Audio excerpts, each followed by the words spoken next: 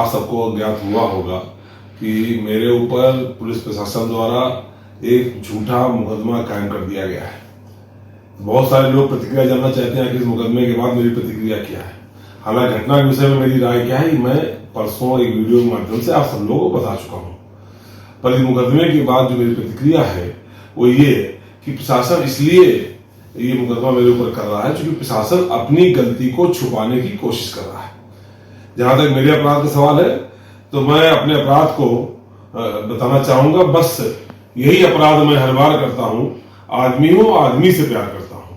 किसी फिल्म का गाना है ये, पर इसमें स्पष्ट होता है क्योंकि मैं धर्म, जाति, मजहब के भेदभाव के बगैर आदमी से प्यार करता हूं। और वो लोग जो आदमी से प्यार करने के बजाय धर्म, जाति, मजहब में बांटना चाहते हैं, उनसे कहीं ना कहीं तकरार हम लोग हो जाती है। प्रशासन के कई अधिकारी, सब तो नहीं कहूंगा, पर कई अधिकारी सत्ता की कठपुतली बनने का काम कर रहे हैं। वो अपनी गलती को छुपाने के लिए हम लोगों पर इस तरह का मुकदमा करके मामले को डाइवर्ट करने की कोशिश कर रहे हैं, मामले को घुमा रहे हैं। कल को कोई पूछता है किस अधिकारी की वजह से ये सारा बवाल खड़ा हुआ, तो अधिकारी अपने ऊपर लेने के बजाय, अपनी गलती को मानने के बजाय हम लोगों को मुकदमा करके उस सारे मामले को डाइवर्ट करके उसकी बहस का दिशा बदलना चाहते हैं। ऐसे अधिकारियों को देख करके जनरल डायर की याद आती है। कहीं ना कहीं ये जनरल डायर के वंशज रहे होंगे, तभी जो अंग्रेजी हुकूमत की जो घटनाएं थी उस तरह से कर रहे हैं। बताइए, जमीन पे बैठ के नारा लगा के गांधीवादी तरीके से विरोध दर्ज करने को ये लोग कोई ऐसा अपराध मानते हैं जिससे सरकारी कार्य बाधा हो गई। अगर थाने में किसी को बेवजह बंद किया जाए, हम बतौर विधायक जाएं और पूछना चाहें कि आखिर क्यों बंद किया गया है, तो हम पर इसलिए मुकदमा हो जाए क्योंकि हम लोग पुलिस से सवाल नहीं पूछ सकते। आज पुलिस सवाल पूछना गुनाह हो गया है। ये हमारे ऊपर उन्होंने अतार्किक और अव्यवहारिक होने का आरोप लगाया है, जबकि मैं कहना चाहूंगा ऐसे अधिकारी अदूरदर्शी, अहंकारी, आक्रामक और असंवेदनशील है। इनकी अहंकार और असंवेदनशीलता की वजह से इस तरह के मामले खड़े होते हैं। जब मैं अगर घटना के मूल पर जाऊंगा तो घटना की शुरुआत डीसीपी विजय ढुल और सम्राट विकास की झड़प से होती है।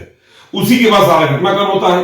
मैं प्रशासन से कह चुका हूं, पहले भी फिर कह रहा हूं कि वो जो वीडियो है प्रशासन के पास होगा, क्योंकि प्रशासन कानून व्यवस्था का काम जब करता है तो वीडियोग्राफी साथ में कराता है।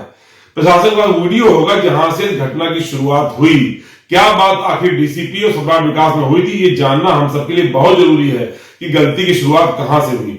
आग कहां लगी सबको पता है, पर चिंगारी कहां से उठी ये पता चलना भी जरूरी है। वो वीडियो पब्लिक में जारी किया जाए, हम सब लोग को दिया जाए, जहां विजय ढोल जी की और सम्राट विकास की बातचीत शुरुआत हुई है, इसकी हम मांग करते हैं।